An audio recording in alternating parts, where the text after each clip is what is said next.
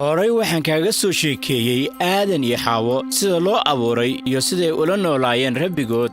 Waxaa la siiyey amar kaasi oo ay tahay inaysan jebin. Looma ogoleen inay ka cunaan geedka garashada. Laakiin way ka cuneen geedkan. Sidaas ay sameeyeen darteed waxay ka fogaadeen Ilaah. Waxaana waajib ku noqotay inay ka tagaan beertii caydan. Laakiin Ilaah wuxuu u hayay qorshe samata bixin weyn si ay dib ula midoobaan bini'aadamka. Waxay ahayd waqti dheer ka hor markii Aadan iyo Xaawo ka tageen beertii caydan. Dadka badankii way iloobeen Rabbigood waxay caabudaan qoraxda iyo bisha. Abraham reerkiisa iyo saaxiibadiis fiiri welimooyinka naxdinta leh ka dhacaya dhexdooda maalin kasta noloshooda. Xataa mararka qaar waxa ay arkaan nolosha carruur yaryar oo qurbaan ahaan loo bixinayo. Markii Abraham aabbihiis dhinto, waxaa la filayey in Abraham la wareegi doono doorka madaxa reerka. Laakiin intaas kadib wax lama filaan ayaa dhacaya. Ilaah ayaa amray Abraham inuu ka guuro magaalada oo uu bilowdo nolol cusub. Oo saas aawadeed Abraham wuxuu go'aansaday inuu sidaa yeelo, inuu Ilaah adeeco oo ku soo horjeesto dhammaan caadada-dhaqameedyada.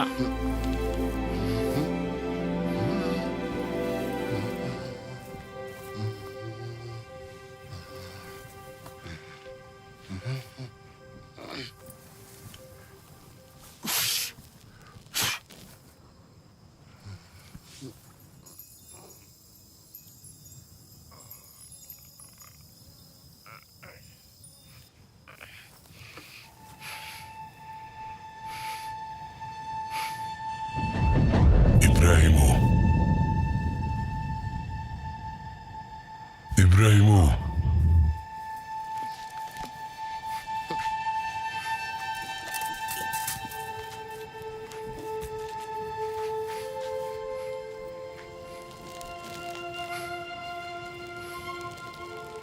حبسن إبراهيم وحنكو أهي قاشان أبال مرنتادو ويوينان دونتا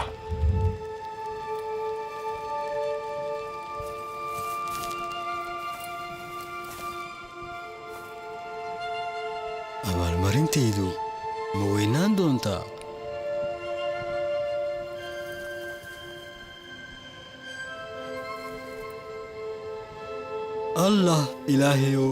allah ilaahayow fiiri, waxaan dhiman doonaa anigoo carruur lahayn. midkay dhexli doono gurigayga waa adeegahayga Elyaasir. cunugii maadan siinin.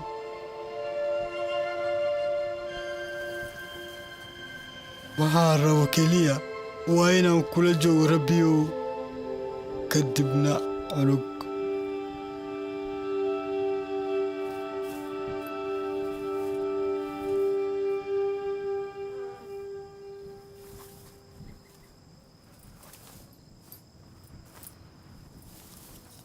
adeegahaagu kaama dhexli doono, balse cunug ayaa kugu dhalan doono, aabbana waad noqon doontaa. cunug miyaan heli doonaa?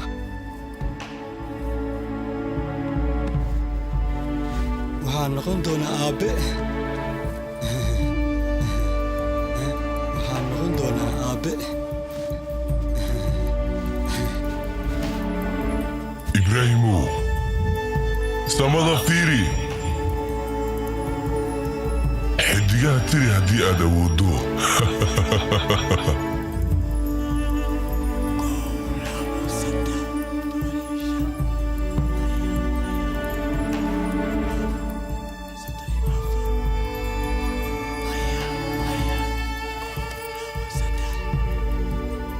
farcankaagu wuxuu ahaan doonaa tirabeel sida xidigaha. aabba ayaa noqon doonaa cunug.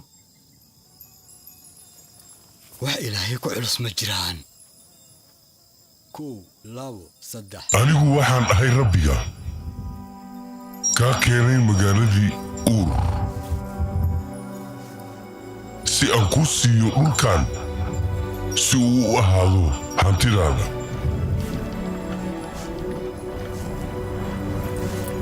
rabbigu wuxuu ugu muujiyey ibraahim dhulka weyn ee uu dhaxli doono riyo ahaan.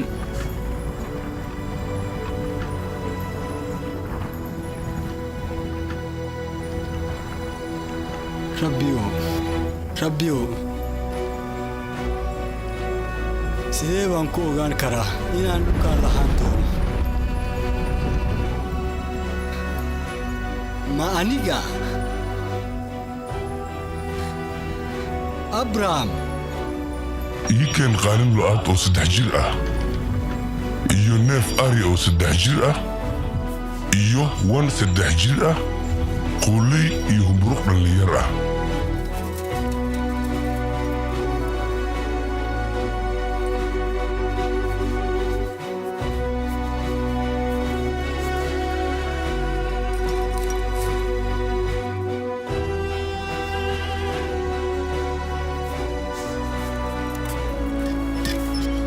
ma xasuusataa siduu ilaah wax u baray aadan inuu bixiyo qurbaan xayawaan aan dembi lahayn dembigiisa aawadiis?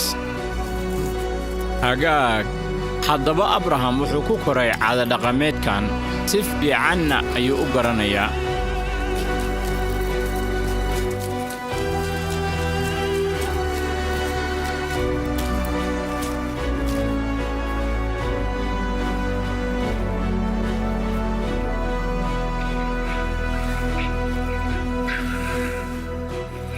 sidaas darteed abraham qurbaan ayuu u diyaariyey ilaah.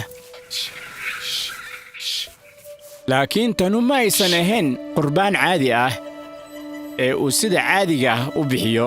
tanu way ka duwan tahay labadaba, diyaarinta iyo sidoo kale waxa soo daba joogaba. maalintan ilaah axdiga la gelayo abraham lamana mid aha heshiis dhex mara sayid iyo adeege, laakiin axdi ka dhexeeya kuwa siman. waxaan ku siiyey dhulkan kaas oo ka bilowda webiga masar ilaa iyo webiga weyn, dad badan iyo ummadaha weyn ee kaa imaan doona waan idin siin doonaa adiga iyo farcankaaga.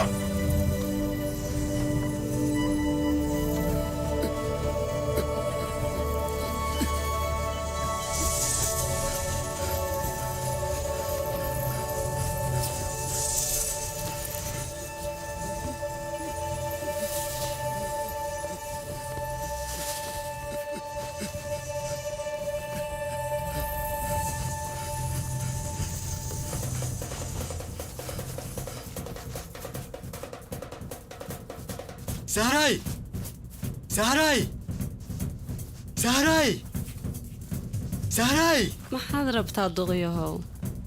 yaa duqa sahray, waxaan ku hayaa akhbaar. kaalay, akhbaar ayaan ku hayaa xaaskaygii. akhbaar weyn ayaan ku hayaa sahray. haa, maxaa dhacay xalay? waxaan ku arkayay adoo buurta sii koraayo. hawshu meel fiican ma martay?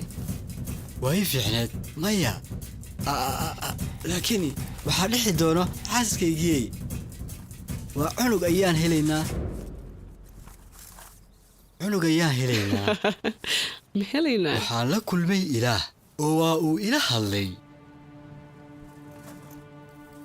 shalay markii aan nadiifinayay dhaawacayga, ilaah ayaa ii yimid waana ila hadlay. markii aan buurta dusheeda joogay, wuxuu igu muuqday sidii hora, axdina wuu ila galayay. waxaan heli doonaa carruur sida xiddigaha, sidaas ayuu igu yidhi. ma heli doonnaa kumanaan sida xiddigaha? sahray, waxaan heli doonaa carruur faraha badan, kana badan wax aan tirin karno sida xiddigaha.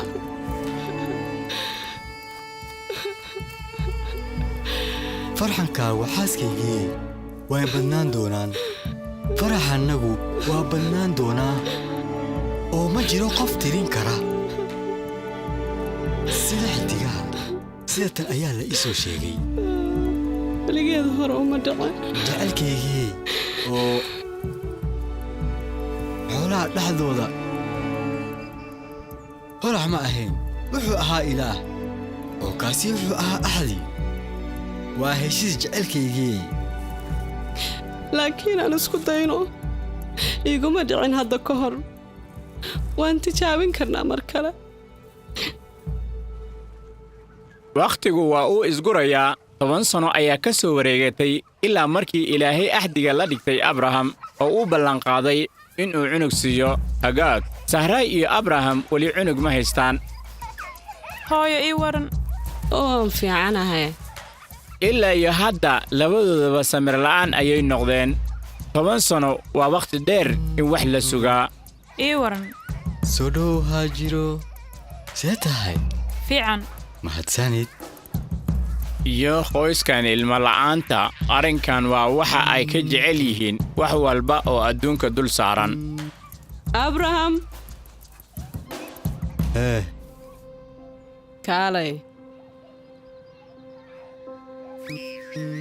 haddaba sahraay waxay haysaa fikrad sida ay abraham wiil ugu dhali lahayd